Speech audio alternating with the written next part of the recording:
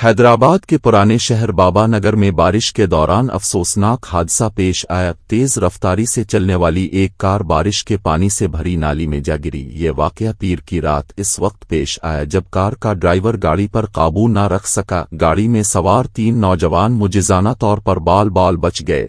मकामी मोटर सवारों और राहगीरों ने फौरी तौर पर मदद करके नौजवानों को बड़ी मुश्किल से बाहर निकाला। हादसे के बाद मौके पर काफी देर तक सनसनी फैली रही। तिला मिलते ही पुलिस वहां पहुंची और जख्मी नौजवानों को करीबी अस्पताल मुंतकिल किया। खुशकिस्मती से तीनों की जान खतरे से बाहर बताई जा रही है।